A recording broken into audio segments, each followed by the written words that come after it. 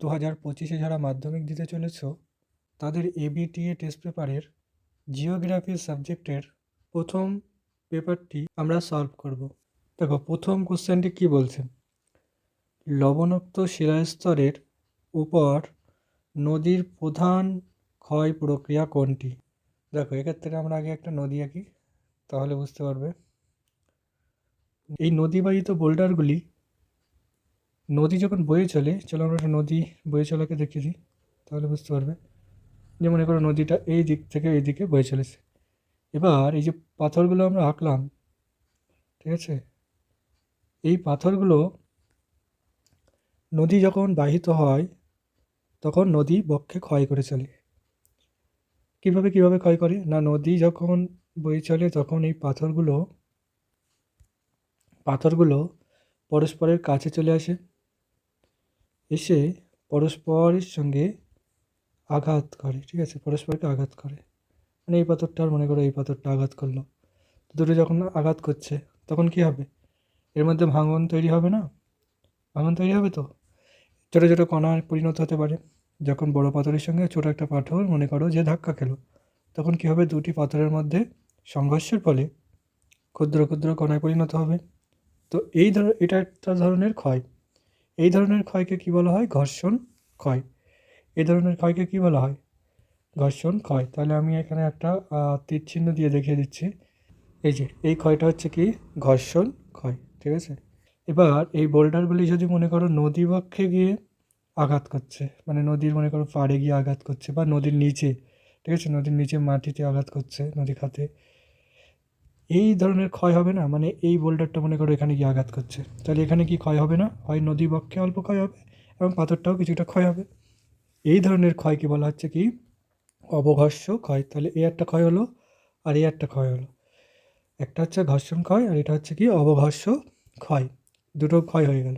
এছাড়া আরও একটা ধরনের ক্ষয় আছে যেটা আমরা এখানে আলোচনা করছি। মনে করো নদীর এই জায়গাটা,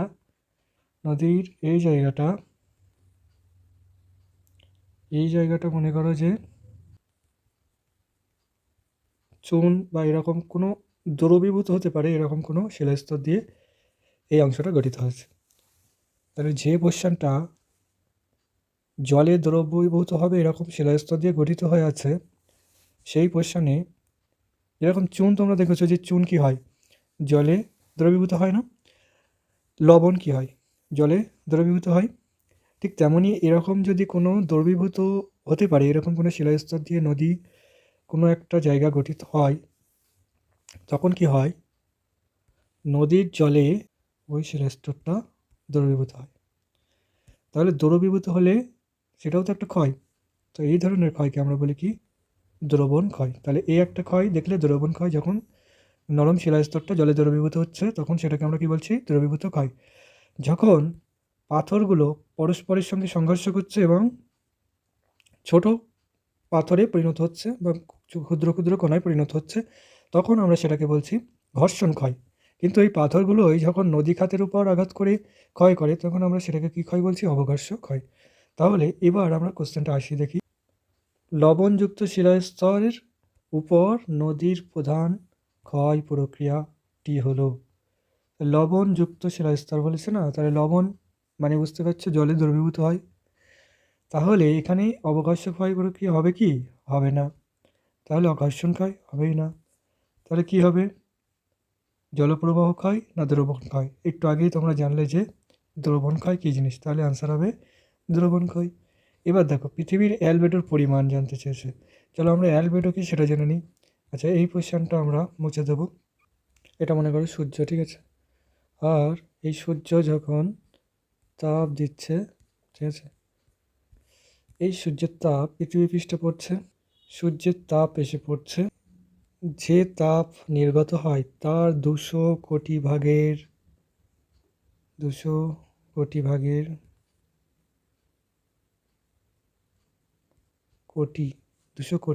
1 ভাগ মাত্র পৃথিবীর দিকে ধাবিত হয়, ঠিক আছে। সূর্য থেকে যে তাপ নির্গত হলো তার 200 কোটি ভাগের 1 ভাগ পৃথিবীর দিকে আসলো। এই 1 ভাগকে যদি আমরা আবার 100% ধরে নিই, তার থেকে 34% পৃথিবীকে উত্তপ্ত না করেই চলে যায়। বাকি যে 66% থাকে সেইটুকুই পৃথিবীকে উত্তপ্ত করে। ঠিক আছে? এই যে 34% পৃথিবীকে উত্তপ্ত না করেই চলে যাচ্ছে, এটাকে আমরা কি বলি? অ্যালবেডো। ঠিক আছে? অ্যালবেডো। বুঝতে পারছো? এবার এইটা বিভিন্ন বইতে বিভিন্ন রকম থাকতে পারে। কিছু বইতে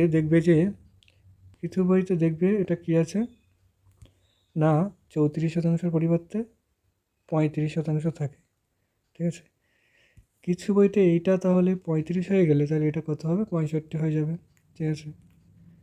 তো যদি অ্যান্সার এটা থাকে তাহলে এটাও ঠিক, এটা থাকলেও এটা ঠিক, যদি এটা থাকে তাও ঠিক, বা এটা থাকলেও ঠিক। ঠিক আছে? চলো আমাদের কি দেখি আছে এখানে। দেখো এখানে আছে 32%, 34%, 34% আমরা প্রথমেই অপশানে পেয়ে গেছি, তাহলে এটাই হবে অ্যান্সার। ঠিক আছে? কী হবে অ্যান্সার? 34%।